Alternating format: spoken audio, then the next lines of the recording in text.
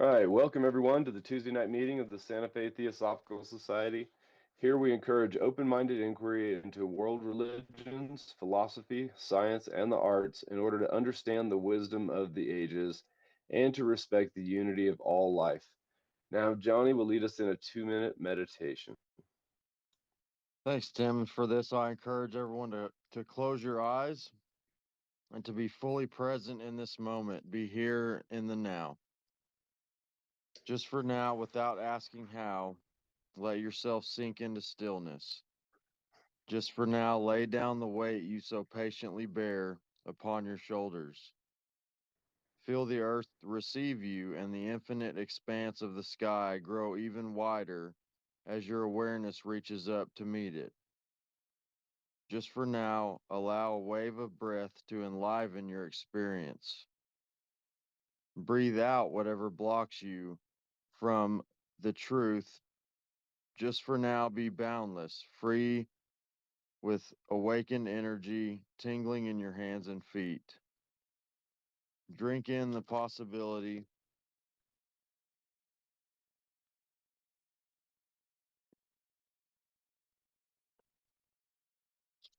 Drink in the possibility of being who and what you really are, so fully alive that the world looks different, newly born and vibrant, just for now.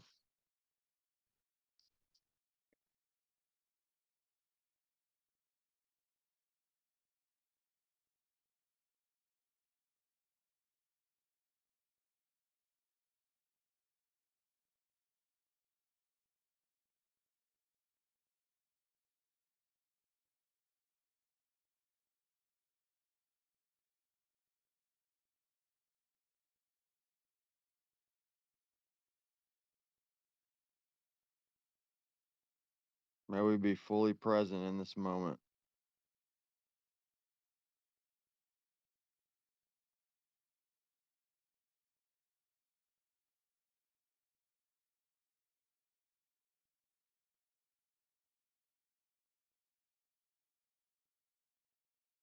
May we have the eyes to see and the ears to hear.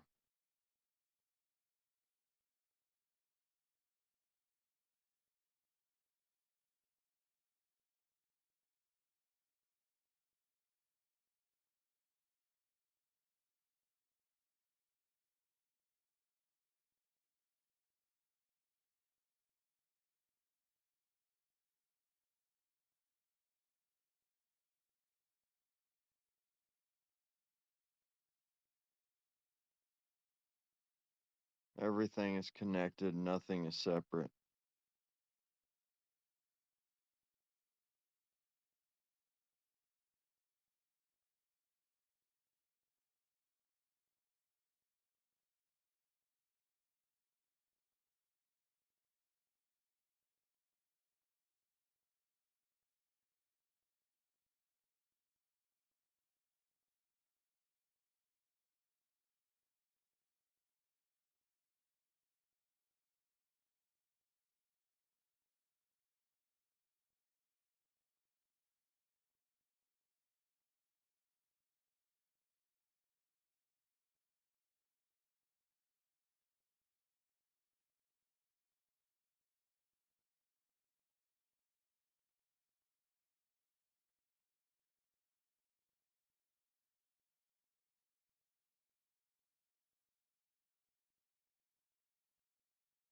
Gong.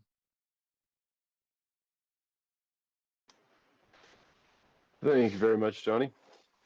Tonight we're on chapter 10 of Approaching the Secret Doctrine, pages from a prehistoric period. Does anybody want to kick us off?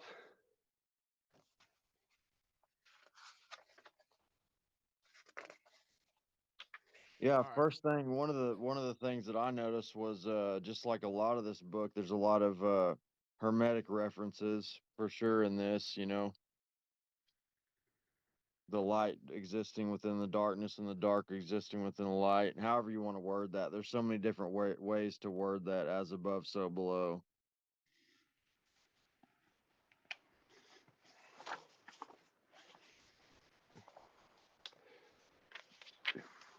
I think this ties in to this chapter. But I've got this pamphlet here, the Sinzar, the mystery language, and it shows, if you can see this picture or not.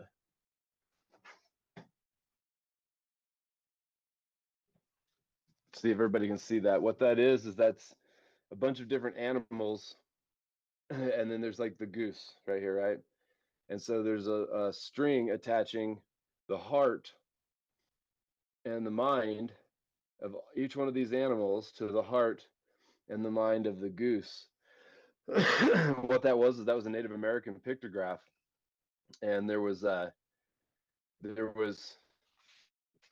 there's also this line coming back to these dots down here on the bottom corner. It's kind of hard to see, but there was these four lakes that these tribes wanted to fish, but it was on land that was controlled by one other tribe, and so they had gone and drew this on a cave wall or on a side of a mountain or whatever, and the purpose was this other tribe would walk by and see it, and they would know by the pictures by these animals which tribes was leaving them a message, but that all of these tribes were of one heart and of one mind, and they all were asking for permission to fish these lakes.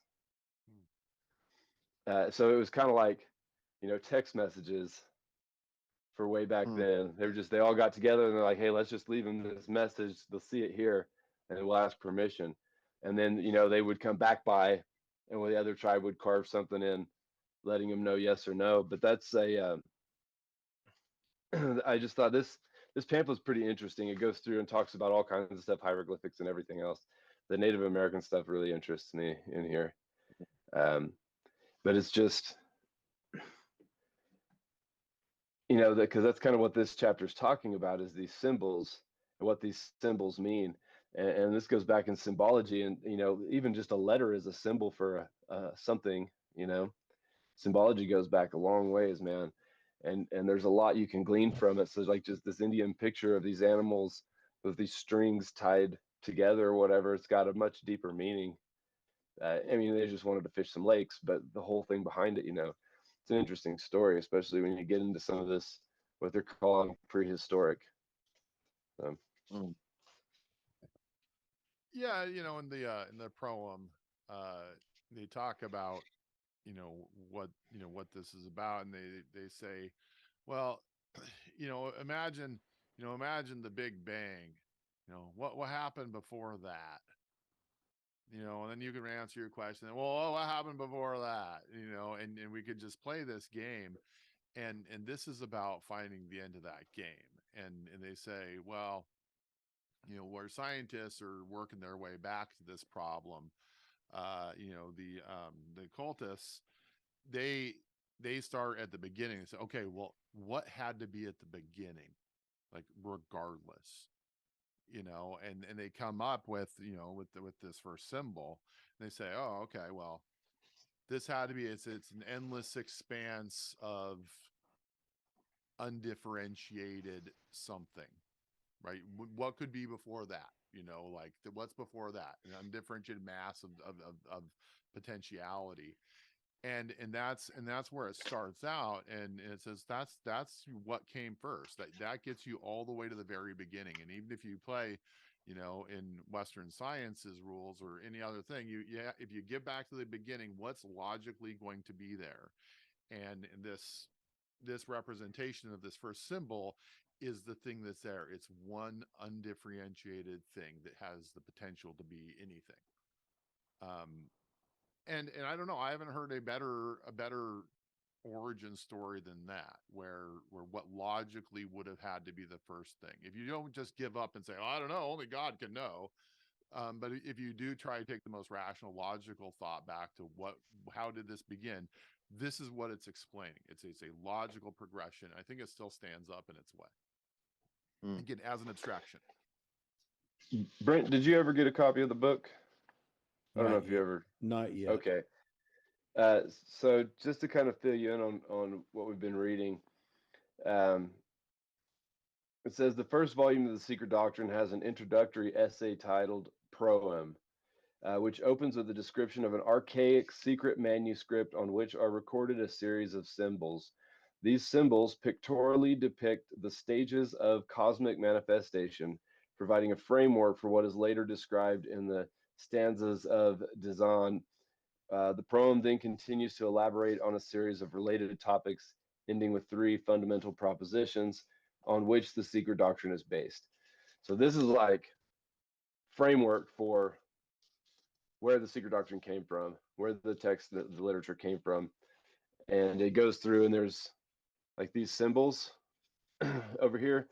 Um, I know it's kind of hard to see on this, but that's what it is. Like that was your prehistoric manuscript, and these were the symbols that were inscribed or whatever, and it's a description of what each of these symbols means. The So the first first one one, is a single dot, right? And it's unblemished. There's nothing to it. It's just a white dot on a black field, and that is the originating symbol that represents Parabrahman. cosmos in eternity, before the reawakening of the still slumbering energy, the emanation of the word logos, as it is called in later systems. So it's kind of a lot. I mean, like this basically this entire chapter is just the secret doctrine quotes. There's not a whole lot of opinion written into this one at all. An archaic manuscript, a collection of palm leaves made impermeable to water, fire, and air by some specific unknown process, is before the writer's eye. On the first page is an immaculate white disc within a dull black ground. That's what he was talking about, but that's the description from the Secret Doctrine. And like I agree with you, John. Like this is logical, right? For the beginning of everything, Yeah, right? you can't say, well, there was nothing. It's like, well, this is nothing, right? This is everything is the same thing. Yeah. And it's all just potential to be something else. It's not anything right now. And so if you say, oh well, before the Big Bang there was nothing, well, this is what you're describing. And so I think it bears out. I think it's rational. I don't think a lot of people articulate that as the origin, but I think that's where our starting point is. Is there one person who wrote this, or was this or is this a committee that wrote this? Do we know who wrote this? The Secret Doctrine? Yeah, Helena Petrovna Blavatsky wrote it. I've heard that name before. Yeah. So she channeled it. This is her work. So she channeled it, right? Yeah, a good portion of it. There's a lot of history behind it. Like she traveled all over the world for a long time, and then was in India. And John, you know more about this than I do. But then she studied under some teachers that she called the Mahatmas, and she got a lot of information from them. But that's kind of the or what I understand is that there's only so much they could teach her, before the rest of it has to come from somewhere else, Akashic records or channeling or whatever you want to call it. Yeah. And yeah, Brent, the book, I just like the way the book we're reading now, Brent, is by Pablo Sender. It's just an introduction to the Secret Doctrine, which was written by Blavatsky. Oh, I see. Okay.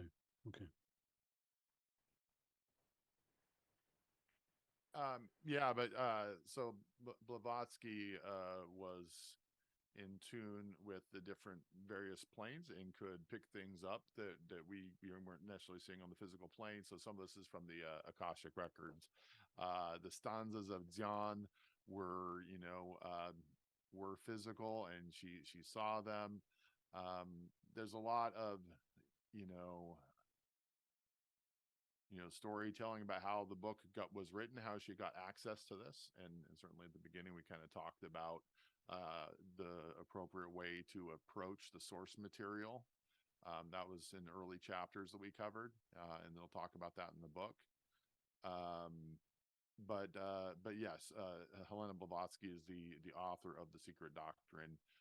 But again, it's a treatise written in 1888 that basically is a work of comparative religion that stands on its own. So there's many references to contemporary documents, science, and there's Kabbalah stuff in there. There's many quotes from all kinds of traditions. So she's the one who wrote it, but again, there's a lot of quotes from people through time, from all kinds of traditions included in the Secret Doctrine.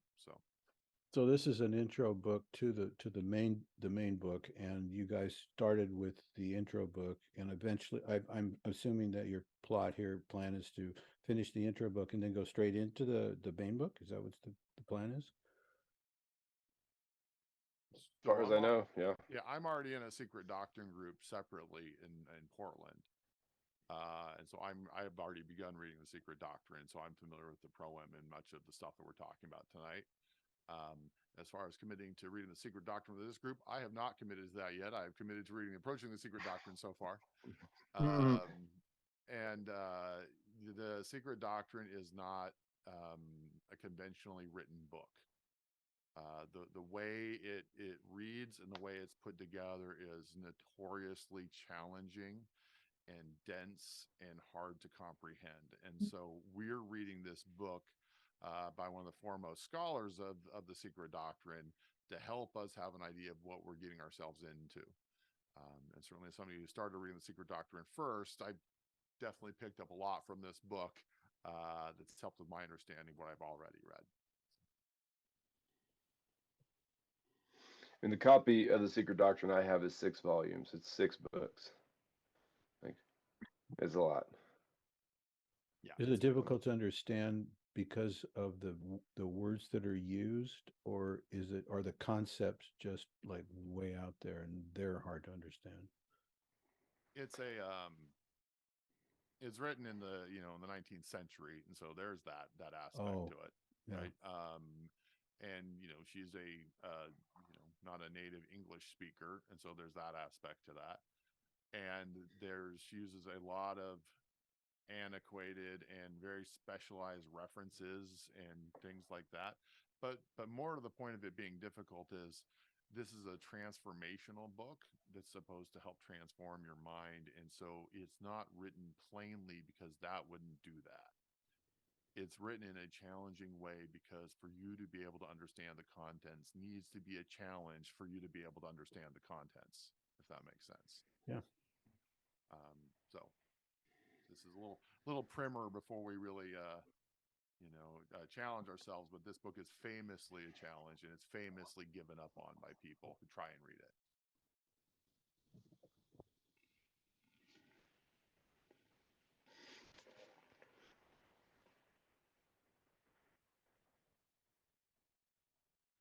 The proem is pretty short. It's 15 pages or something like that. I'm not sure how many. And everything we're reading from here is from the proem. And I got to say, that was, and you can find this online. You can, Google Secret Doctrine proem and get it for free. It's incredibly powerful and lays out many of the fundamental parts of the Secret Doctrine. So, again, I read that before I read this book, and certainly it would really enlighten a lot of these concepts just reading the proem. Thanks.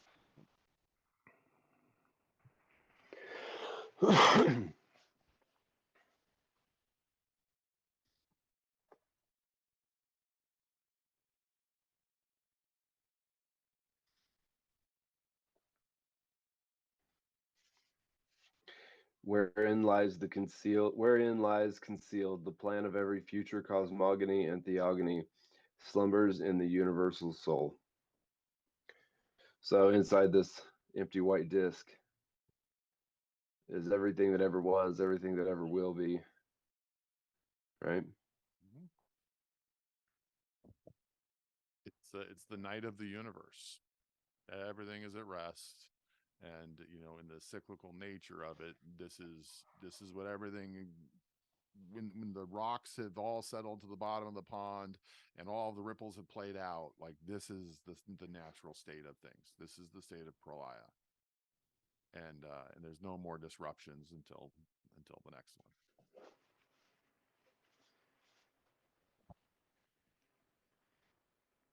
On the following page, the same disk, but with a central point. So you got a white circle with a dot in the middle.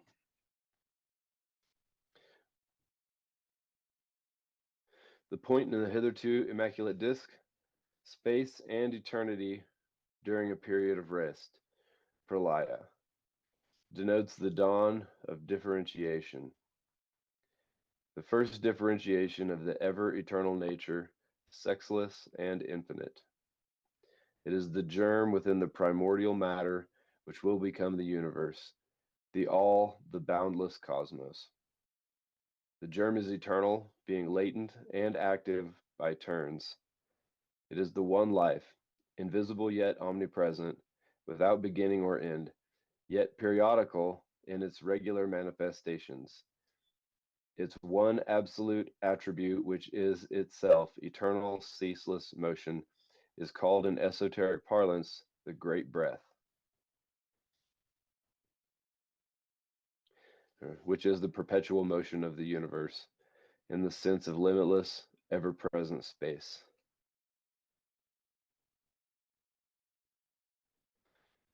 Underline space here, and I underline space somewhere else too.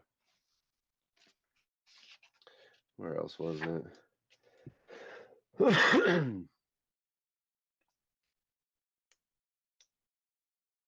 So, right, so you take your logical thing, say, okay, well, there has to be this nothingness, this sameness, this undifferentiated matter. That's the logical starting point for us, right? There has to be something, but it can't be anything, so it's that. And then what happens? Well, something moves, right? There's nothing, and then something moves. There has to be a difference for it to be something, and in order to be different, it has to differentiate itself.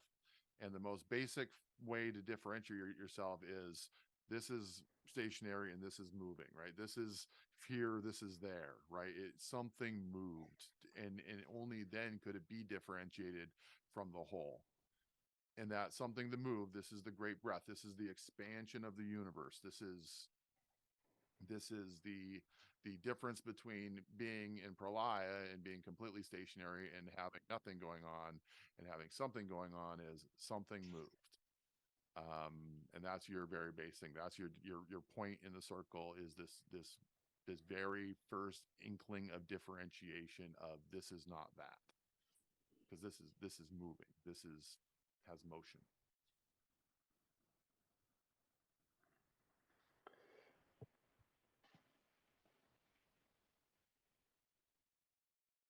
Again, these are abstract ideas, right? It's hard to think this is Neil deGrasse Tyson, stuff. Right? Like, it's because this is before that. This is the abstraction that underlies physical space and the physical cosmos as we understand it. I like to sit here and try to imagine this stuff. Like, imagine seeing it take place or whatever. And I know that I can't actually imagine what it was like, but I like to try, Well, imagine what infinity is, Tim. Imagine, it's like if you do, it's not infinity, right? Like, I like to imagine my child support payments as infinity. like that shit's never gonna end.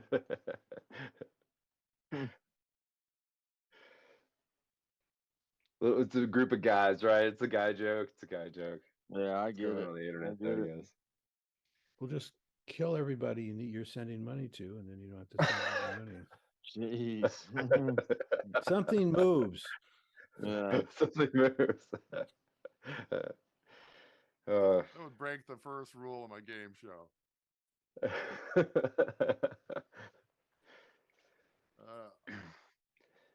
My internet connection is unstable, so if I drop out, I apologize.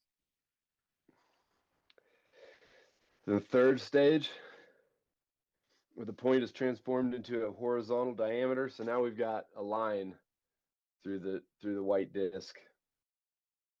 The occult catechism states, the one is the boundless plane of the circle, manifesting a diameter only during periods of activity, or manvantara. The diameter, when found isolated in the circle, stands for female nature, for the first ideal world, self-generated and self-impregnated by the universally diffused spirit of life. So that's just the first paragraph. I like that the female nature, right? So the first, when it has something, more than a germ, it's female. And I also thought it was funny that it was like a minus symbol because, well, no, and hear me out, right? Because in Hermetics, negative energy is considered feminine energy. I don't think that really necessarily ties into each other, but if you're looking at symbolism or whatever, it is like a symbol for a negative pole, and they're calling it female, feminine. I think that probably fits with everything. This is in the creation. This is Mary. We're looking at this is Guan Yin. This is there's numerous female representations of this development of the cosmos, and that's what these things are for a lot of people. Is anthropomorphized versions of this abstract concept of the birth of the universe. Right? We're not to actual creation yet, but we're at pre-creation, and in the Christian myth, what's pre-Jesus is Mary. And in the Confucianism and Taoism, and Guan Yin is the world mother, and this is the stage that's represented in that in Taoism too. When you first get your separation, of course, it's the yin yang at that point, right? But it's the two halves of the circle, the dark and the light, and so yeah, this is many religious traditions have a representation of this metaphysical stage. So it makes sense that they would put it in terms of something they understand, like the difference between a man and a woman. Mm-hmm. That makes sense. And the mother, right? The mother of everything Mother, is, the female, and yeah. and this is where So, everything came from. yeah, so they're taking what they understand and they're putting that onto and trying to explain where everything's coming from. And so all they've got to work with is what they've got to work with. And that's Mm-hmm. true of all of the traditions that try and figure out where it all got started. So yeah, I guess it's obvious that we would see this kind of thing. And we're a storytelling, species, right? And we just made it all into stories. It's about unpacking the stories and being like, all right, well, what are the constituent elements of these stories trying to tell us? And in these collection of symbols, which you can find all over the world, they're trying to tell this story of abstraction.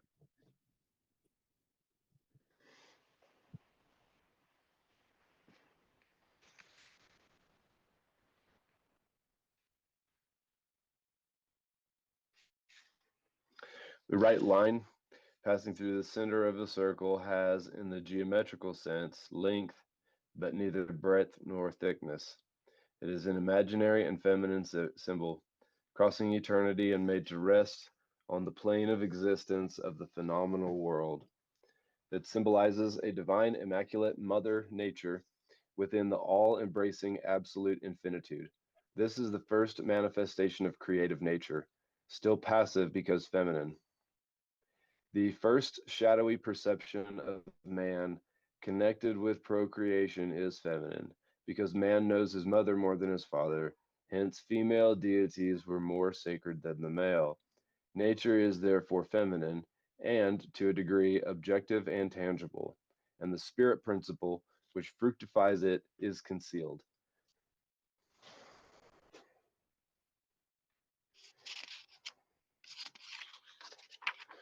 Oof. All right, so is your I mean, mother nature. yeah.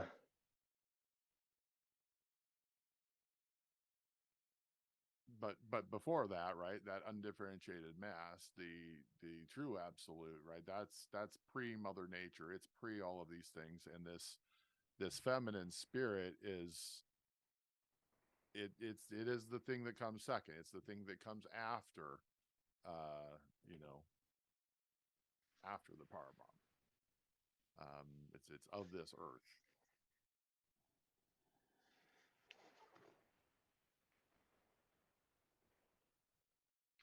I mean, so they're saying, like, are they calling the feminine nature kind of the material world that we live in? Like, is that Yeah. fair to say, or is that Yeah, wrong? Mother Nature, this creation is by virtue feminine. It was birthed to us. Everything Yeah. here. And if you're looking at Atman or Brahman and you're looking at these higher concepts, you're looking outside of Mother Nature. You're looking outside of all of this, right, to get to those concepts. But everything in creation is feminine.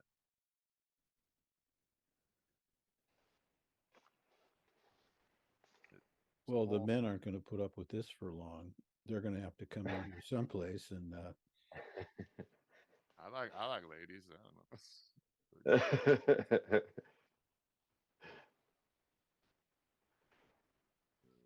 And then the diameter line is crossed by a vertical one. Right now you got your plus sign or your cross.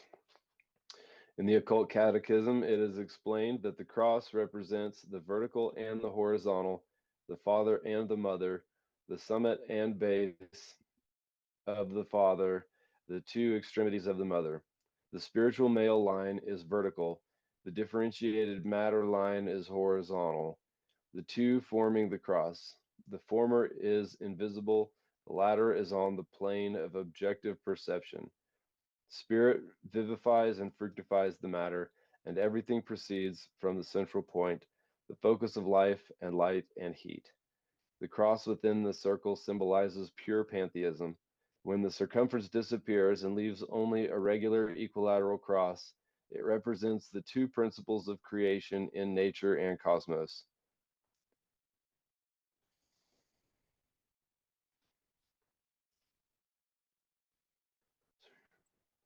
Right. So you take that horizontal plane, you say, okay, the point where it meets is where we are, and you're walking across the horizontal plane, which is the earth, and the vertical plane is as above, so below, your connection to spirit, right, coming down to where you are, and this is where we're located, is we're walking along the earth, but we're connected with the spirit and with the heavens through this vertical line, and that core spirituality, like crosshairs, right, is where we exist, walking along that flat plane.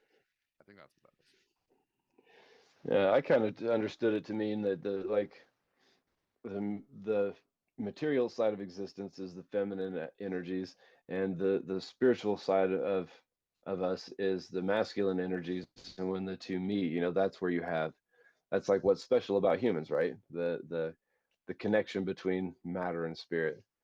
But you have to have both energies, feminine and masculine, negative and positive. Like everything has to be there in order for that connection to take place. Yeah. That. it's interesting that the goal here of any spiritual discipline is to get to oneness, right? That seems like it's the big goal because we all kind of feel like everything's connected. But the methodology that we're using here is we're getting the feminine in and we're getting the masculine in. Well, maybe we'll get to that. Maybe we'll get to the part where it says it goes back to like the oneness, because it seems like we would come out of the oneness and then we'd be separate and then we'd be wanting to get back to the oneness again. But you can't have a oneness if they're separate. Yeah, there's that's this and what I'm that, saying. right? And so That's what I'm saying. it's So not the oneness if you ever exit it. that's right. So it's been described so far is like we're starting with nothing, and then we get the feminine, then we get the masculine, and so now we're into separation already. And I'm just wondering if they're going to bring us back to oneness somehow. Well, you never cease to be, though, right? I mean, you're aspects of, right? We're all aspects of this thing, right? We're all reflections, right? My ear and my toe don't look the same, but they're both John, right? They're aspects of the same thing. That oneness, that underlying sense of, hey, you're just looking at manifestations of this same thing, and this is how these things were manifest. This is the process in which those things became manifest. doesn't take away from that fundamental unity. But this explains why we look different, right? I don't look like Tim. I look like a different person altogether. And to say, oh, there's oneness, there's no difference between John and Tim. Well, you have to explain that, and that's what this process does. You know, it calls it the fecundating principle, right? Or like fertilize, I guess. I believe that's a proper definition of fecundating or whatever. So like the fertilizing principle, you know, the equilateral cross represents the two principles of creation in nature and cosmos. The fertilizing principle, it becomes phallic or male, female, separated and fallen into generation. Male, female is hyphenated, by the way.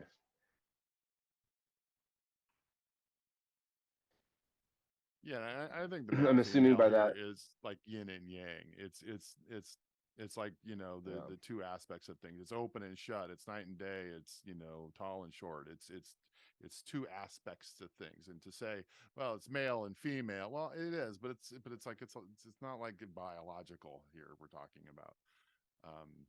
Right? It's opposites. It's the sense that there's two things to things, that things have a yin and a yang aspect to it. Go ahead, Tim. I kind of felt like it was more of a. I was just saying, I felt like it was more of like a, you know, two aspects, but they were coming together. You know, and I kind of saw it as like yin the and yang equilateral together cross. as a Taiji, right? I mean, it's one thing, right? Yeah, it's one thing. Like you can see the different aspects of it, but it is one item. That's kind of the way I was seeing it, is like it becomes the, you know, you introduce the male aspect to it, the masculine aspect to it, and it doesn't. This right here, at least, isn't separating the two yet. It's just adding an extra layer into the one thing. Like it's still expanding. The last symbol here says, then comes the swastika, the most philosophically scientific of all symbols, as also the most comprehensible. And like it's terrible, but the symbol, if you can see it, looks like a straight up Nazi flag, right? Yeah, I like to remind myself yeah, you know, it was written in 1880, right? And so the Nazis weren't a thing until what, 1930s, 1920s. So Hitler was not born yeah, at way the to time go, of this Hitler. writing. No, yeah, like way to go, dude. I don't think it's an accident that one of the most powerful metaphysical symbols has now been made to be completely taboo and off limits. Right? It seems to me there's people who are aware of this stuff that aren't, you know, in this Zoom call. And there's people who would have interest in keeping people down and keep people away from metaphysical and esoteric belief systems. And if you can make like some of the most powerful symbols they have taboo and off limits, and means that you just hate people and want to exterminate people, that takes away a powerful tool of good. When this was the most powerful like esoteric symbol in the East at the time. So yeah, I get that the Nazis did it, and that was a long time ago, and it's still taboo. And just to think that like, well, yeah, that's just happened. It's just like, I don't know, man. There's something to me that says if it was really this powerful symbologically for thousands of years, for it to be completely off limits to us for the last 100 or so. I don't know. I think maybe there's people trying to keep this down, right? Demonize occultism. You know, and it's not, well, it's not even a bad symbol everywhere still. You know, I think it was Arvind was telling us a story, because my friend Arvind grew up in India, and that when somebody would get married, you know, they would draw swastikas all over their cars with shoe polish and stuff. I mean, it was a religious symbol that they'd always used, and they continue to use. They still to this day. And when he came to America, that was when he realized it was bad. You know, and then there somebody's like, "Hey, man, why is that on your car?" And he was like, "What do you mean?" You know, it's like That's the it's a thing. sacred religious It's not symbol. bad, and it's not bad, Uh, and we should stop treating it that way. right? I mean, we people drive Volkswagens, right? People wear Hugo Boss suits. You know, like like I don't know why this religious symbol is one of the few things that still remains off limits. We can go out and shoot German guns and German cars and do all this other shit. Um, I think it's a conspiracy. Well, actually, Hitler, I know the natives still use it. Like, I think Hitler tweaked the symbol 45 degrees. In other words, like the one you just showed was just, you know, but he it twisted was it square in so the circle. his draw is different. You know what I'm saying? He twisted it like 45 degrees. That's when you see it on the flag, it's not like like what you see in that book. But anyway, the whole thing with symbols. I mean, this just is a reflection of how stupid people are, and to just think a symbol is bad. It's like anything, like this whole movement that's been going on for the last few years in this country is like, boy, you got to be really careful what comes out of your mouth. I mean, it's just all taken the wrong way, and then the cultural, cultural, what do you call it? Cultural assimilation, cultural there's that word, Appropriation. appropriation. Yeah. When in Yeah. fact, the stuff that you're saying is you're appropriating from them. They appropriated it from somebody else before them, even. So this whole thing is like a simple way to deal with very complex, concepts and ideas and stuff, and it goes down into the mud, when it gets to the symbol level like that.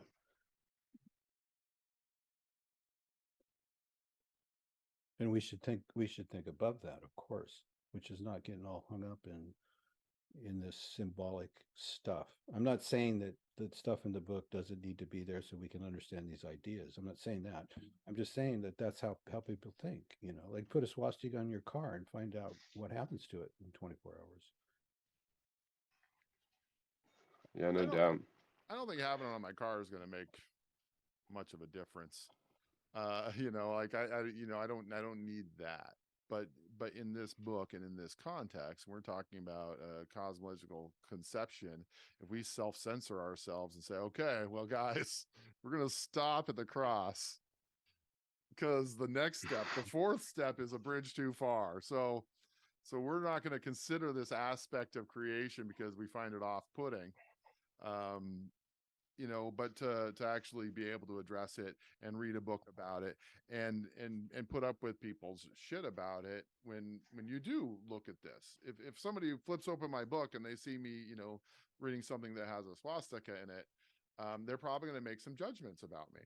And and so it is something that you have to deal with. And there was aspects of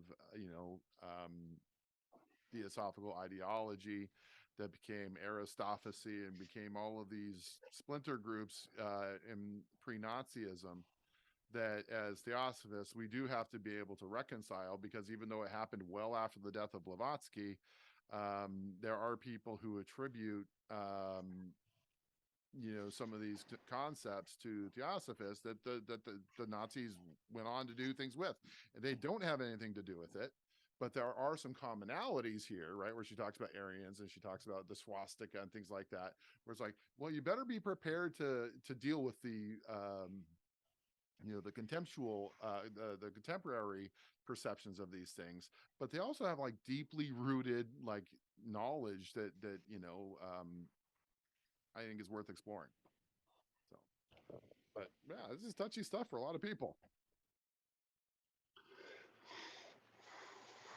I can go ahead and read what it says about it real quick. It says, the swastika is certainly one of the oldest symbols of the ancient races. It is the most sacred and mystic symbol in India, and there was a time when this Eastern sign was universally adopted. Few world symbols are more pregnant with real occult meaning than the swastika. It is the emblem of the activity of Fohat, of the continual revolution of the wheels, and of the four elements, the sacred four, in their mystical and not alone in their cosmical meaning. The manuscript commentaries, to which the writer has had access, say that one initiated into the mysteries of the meaning of the swastika can trace on it with mathematical precision the evolution of cosmos. Thus, the swastika is the summary in a few lines of the whole work of creation or evolution, as one should rather say. In the macrocosmic work, the hammer of creation, with its four arms bent at right angles, refers to the continual motion and revolution of the invisible cosmos of forces. In that of the manifested cosmos and our Earth, it points to the rotation in the cycles of time of the world's axes and their equatorial belts. The two lines forming the swastika, meaning spirit and matter, the four hooks suggesting the motion in the revolving cycles. Applied to the microcosm, or man, it shows him to be a link between heaven and earth, the right hand being raised at the end of a horizontal arm and the left pointing down to earth. I know the natives around here use the swastika, and it's a symbol of the four winds and the four seasons and stuff like that. In New Mexico? Yeah, there's a bridge just a couple miles down from my house, and they've got, it's like, now there's, it's not like hard lined swastikas, they're more of like swirls, but there's swastikas all over it. Hmm.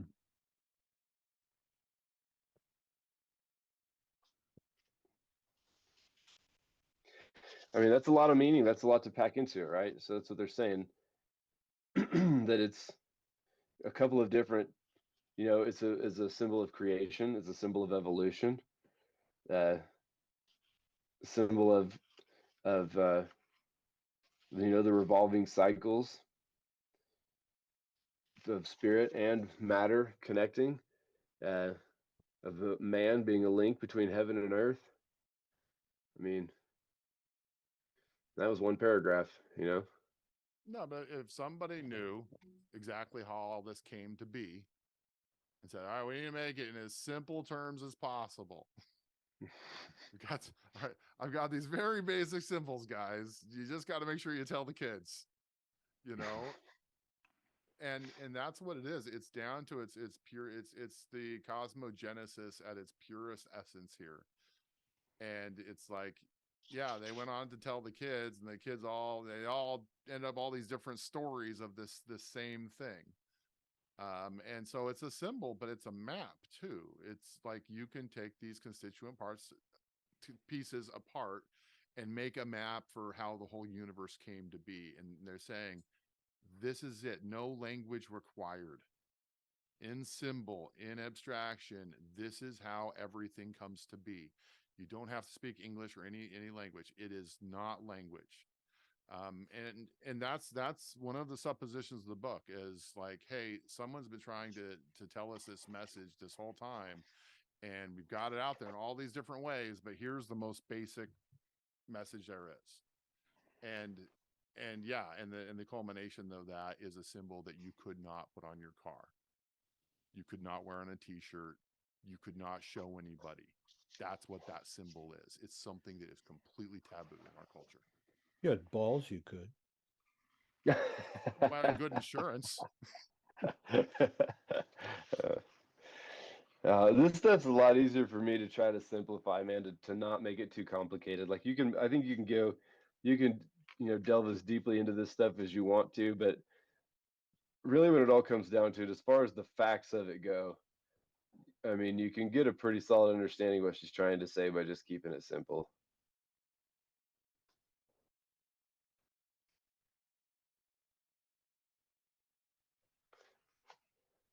We're simple-minded people.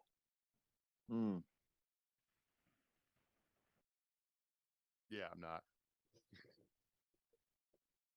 I'm not. I'd be watching a basketball game right now if I was.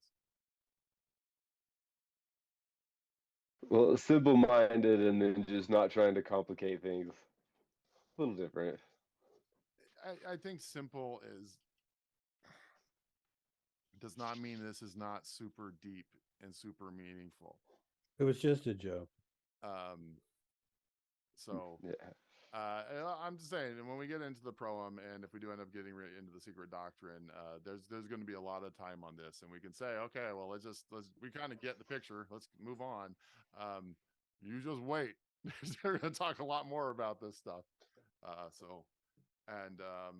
You know, if this is really logically how like the entire universe was formed, this is a big deal. Like I don't know, millions of people's lives have been lost over this shit. I mean, it's a big deal.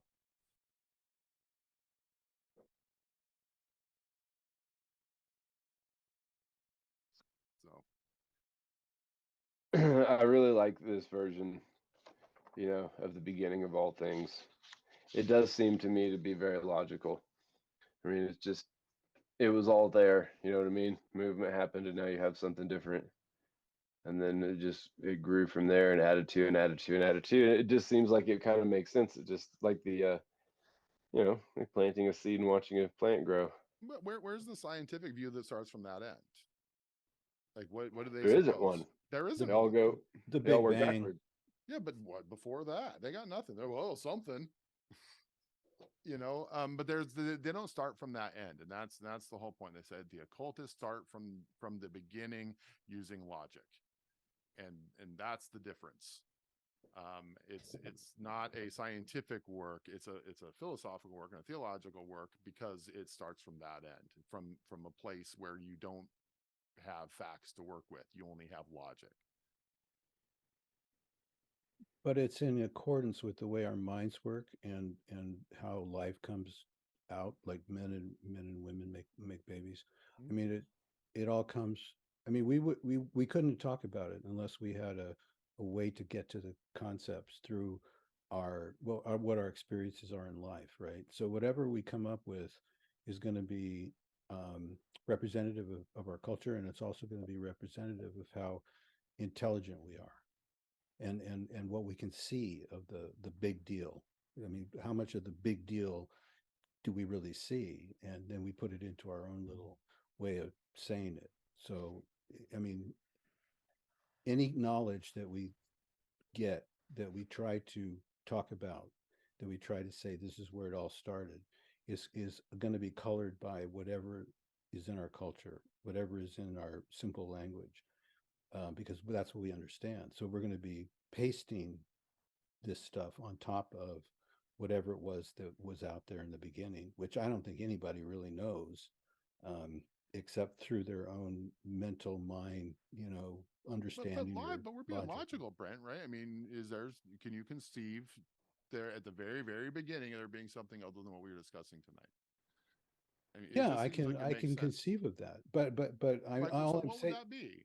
And what would well, that be? I, you know, whatever I could come up with would probably be something similar to what all these other cultures have come up with, but that's from my understanding of of my world, you know, of myself, and that's my limitation, because and unless new information comes in to my mind somehow, I'm stuck with what's just in my mind. But just But as a logic.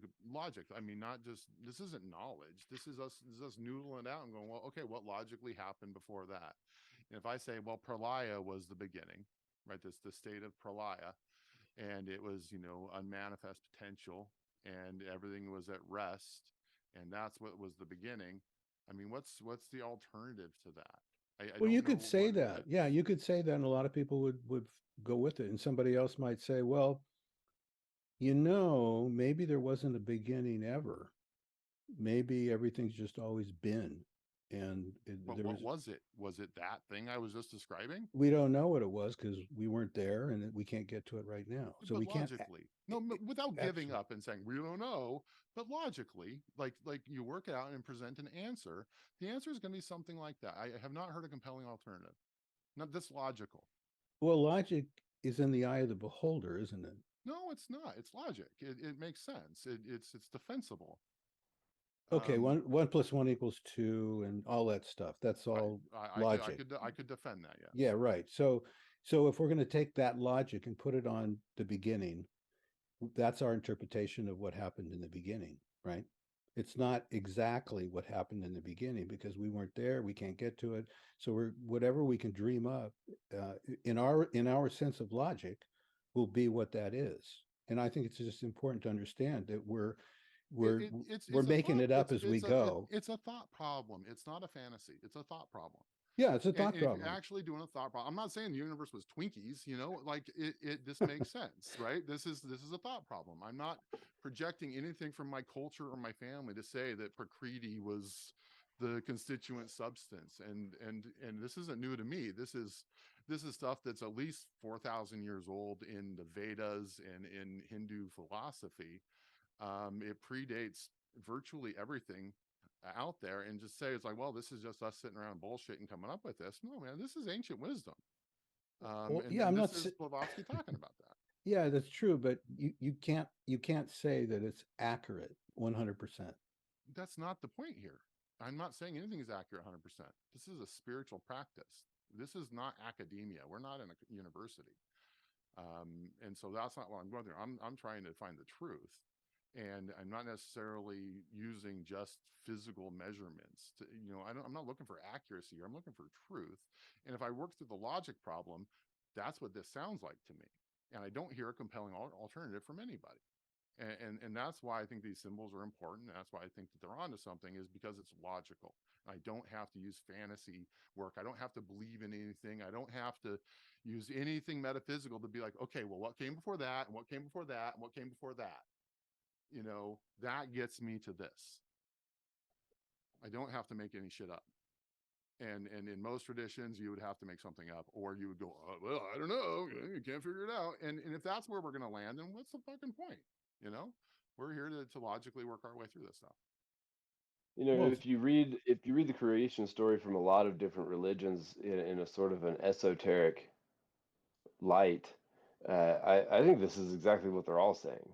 Mm-hmm. They're just using different words to describe it. I mean, and that's kind of for me where I get to where I think this is a logical explanation, is because if it's almost like if you watch the news, right? You watch the right wing news and the left wing news, the stuff that they say that kind of matches up or whatever. That's probably actually what's happening, and it's not all their fluff from either side going on. It's like the one thing they can agree on. Like if they can agree on it, it's probably actual news.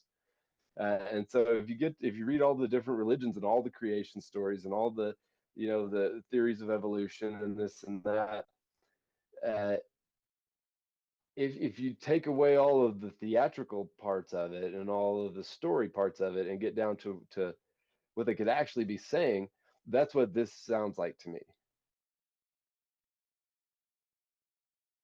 So Yeah. the Big Bang, right? You want to talk about that? Like they say there was a Big Bang, then everything existed. How do you know that the movement that this is talking about, the point in the disc, that didn't make a sound?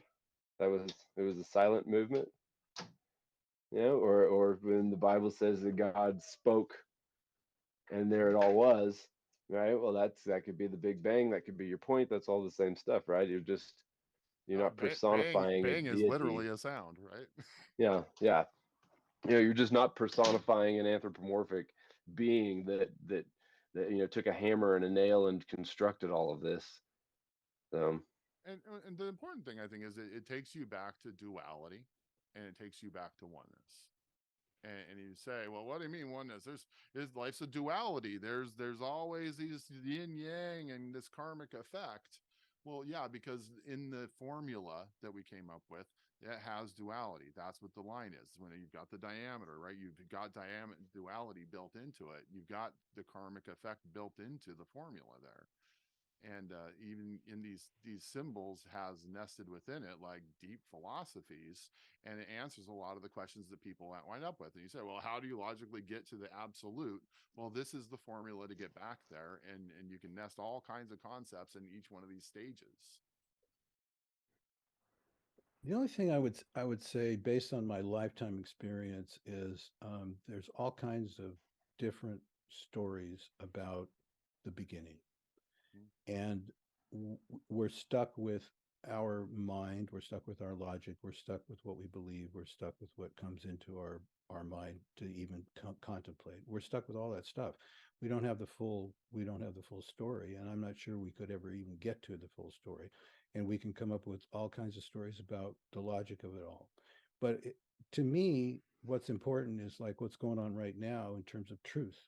And this may, what you're saying might be 100% true, might be 50% true, or whatever. I'm not finding anything in this in it though that helps me right now in my life right now. And so and I, you know, I mean, I used to believe in the creation. I used to believe like the kind of God that I was told, and you know, and then my logic said, no, no, no, that's nonsense. And so I'm trying to understand this from a frame of reference where this is the answer, folks, and I don't quite get there yet. And I don't know whether that's my problem or whether this is this story. You know, we're putting there's a lot of emphasis on the story, and I'm just wondering, does it satisfy you? Are you getting a piece of more of a truth about the nature of things from this stuff? And I'm just wondering what that is, because I'm not quite finding. So when I go to read any of this literature and I go to study any of this literature, I try to do like a meditation in the beginning, right? And come into this with no expectations whatsoever. And a lot of times that's hard, right? It's hard to just have zero expectations and have, you know, nothing, you know, preconceived in your mind as to what you're going to learn or read or what you're expecting to glean from it. But if you can, but I always try to just read it once, you know, and maybe read it 3 times. These chapters aren't very long, right? 4 pages, 3 pages sometimes, and just really go through it, and with the expectation of getting from it whatever I'm going to get from it. You know, not expecting to receive something, like not expecting to receive infinite knowledge, or expecting to, you know, like not going into this believing 100% that this is truth and this is all there is and this is exactly what it's supposed to be, but just what can I get from this? You know, what can I understand? What can I learn anything from this today? Uh, I do like to deep dive into these theories and into these thoughts, into these teachings, so that I actually really do understand them. You know, that's what I want to do. Like I want to understand what she's saying, what she's trying to get across. I want to the best of my ability, have a complete conception of this doctrine, so that I'm not, you know, I'm not just out there blindly believing something. And then whatever comes to me through intuition, through meditation, through study of this stuff, that's what I take, you know. And if that kind of a study, if that learning, if that gets into my to be something that I do believe, right, based on logic, based on my own understanding, then I accept that. But for me right now, the literature, the study of the literature is more of a conceptual understanding of the doctrine than a religious dogmatic belief system. Like it's not a dogmatic belief system whatsoever. Yeah, I'm totally If in I mean for that. that's what it is for me. Yeah, Yeah. you know, for me, I don't have. Tim asked me at one point, you know, whether I thought this was bullshit. We were reading something pretty fantastical, and I don't have to decide. Like, I don't know. I don't know. No, there's no reason for me to decide that. My goal is just to understand the material, to understand what the big deal was about, and it's this notoriously difficult thing. And can I do that? Can I get the concepts and not be in judgment? I don't have to decide, and I don't. In at the beginning of the book, Blavatsky says, "Hey, many people say I'm a fraud, and it's like, go ahead. If you want to think that, go right ahead. You're free to think that." Or, and you can read the book and see if you understand the book and see if you get something out of it, even if it is packed full of lies. If you're personally transformed as a result of reading it, if you do conceive of the world differently, if you grow a sense of self and enhance and enlarge your sense of who you are, right, and aren't an egomaniac, I think you really can affect your life. And you know, we talk about this oneness thing all the time, but like, our selfishness is destroying this world. It's absolutely destroying this world. It is the most fundamental problem we have, is selfishness. And to be able to get people to see, convinced that, like, no, it's not just you. If you put your stuff in the garbage can, it doesn't fucking disappear. It's still here with us. It's in the oneness. You know, your emissions are in the oneness. Your everything is in the, like, we don't get that. And I do, Brent, I do think that there's something really profound about this. And I think the things we're talking about here are the core problems in our society right now, boiled down into non-dogmatic, non-sectarian sense. And I think that's really powerful. Um, that's where I'm at with I it. couldn't And agree more that's long. with that. Yeah, I do Well, completely agree that selfishness is a huge, that is the root problem of everything that we deal with in society. yeah, yeah. I got to apologize, guys. I didn't mean for this to come to this point, but uh, I, I, I mean, I like this group. I'm trying to figure out, you know, I guess I should just buy the damn book and then take a look at it and see what I see and stuff. It is a Because book club. yeah, I mean, it is. Yeah. Yeah, it is. I generally like to talk about these concepts and ideas in terms of like what's going on today and how does it affect my life and stuff like that. So if I thrown some shit in the the thing here tonight, I apologize for that. I'll get the book and I'll start reading it and I'll take it from there. You know, when I first started going to the Portland meetings, there was a couple of times after the meeting I would call Ron and be like, Ron, man, this sure sounds like a crock of shit to me, dude. Like, I don't know about all this stuff. Uh, and personally, I think that your hesitation, that your questioning attitude, I think that's perfect, right?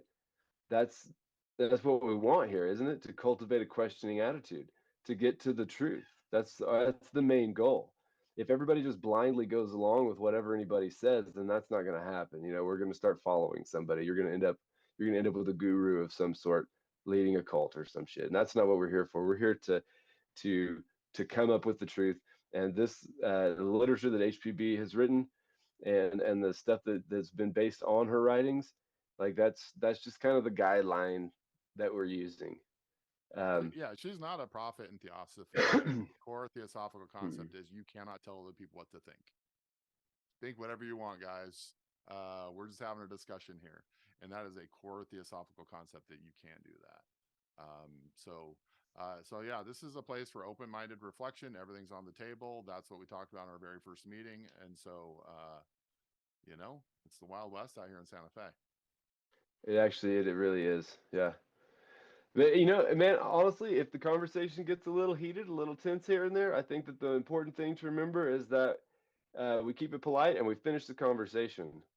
Don't let it end on a bad note with somebody upset. Let's finish the conversation. Let's hash it out. And like, that's what we're here to do, Yeah. right? That's it. That's the purpose of it. We're all here for fun, right? This is all our free time. So Yeah. Like, this is something I really want to understand. I really want to learn these concepts. I really want to know it. I'm trying to figure out what I do believe. I think that's kind of why we're all here. Like, what do we believe? What is the truth? Or what's out there? And I can't do it by myself. these are hard concepts, and that's what I'm here for too. I'm here to bounce these ideas off of people and see what comes back at me. You can't just sit by yourself and just really explore this. You have to be able to float the things you think you're understanding out there and see if they sound real, once you actually get it out there with other people. So I really appreciate having the group here and being able to discuss these pretty deep metaphysical things. So Well, I'm still trying to just get to this group. Hopefully, I'll get it figured out. So next time there won't be a problem. So send me, before we get off here, send me your email Yeah, if you I would will. in I the will. chat. Even that would be fine if you wanted to do that, or if you can message me through the Meetup app, I guess. And then I will add you. I'll add you to the list. Yeah, I'll do that. I think I've got your email because you emailed. You said email me or something. I think I've got it. One of those messages you sent me. I think I've got Okay. it. If not, then well, I'll figure out how to get here one way or the other. So you could always ask Theosophical Society Santa Fe at gmail.com, all lowercase. I got that. That's Yeah. it. Yeah, that's the Okay. email address that I use. Okay. So, gentlemen, are we? It's 9:30. I think we're adjourned. But What do you think, Yep. Johnny? What's going on, Johnny? What do you think? Well, I'm pretty tired. I had a long day, but if you're talking about some of the stuff that you were saying and how it kind of coincides with some of the stuff from the book, I mean, I'm like Tim. I get that, having a questioning. I question some of this stuff too, but for me, it just kind of falls into line with what what I've already begun to believe over the past 5-6 years. I just you know, I like how Tim brought up blindly going into something and just believing whatever's being said and believing what mom and dad taught you and believing what the church taught you and all this kind of stuff. I've just been over that and done and through with it for a long time, and so this just has opened up so many doors for me. Um, and then kind of what you were talking about, Brent, on the not knowing, the not knowing about the beginning. Yeah, sure, I don't know about the beginning, but that's another reason why I'm here, is to maybe find out, and I think that logic and intuitive thought and reading a book and doing all those things is good, but I don't know that it actually gets you there. I think what gets you there is you know all of those things culminated together, along with deep thought, meditation, things like that. Blavatsky, it says in there that Blavatsky was, she communicated with uh with other, I don't know what the word is there, but she was on another level, let's say that. So if you're just from the little bit that we've read so far, um there's something divine about this, right? There's something divine about it. There's something extra about it. It's not just human, if you ask me. But yeah.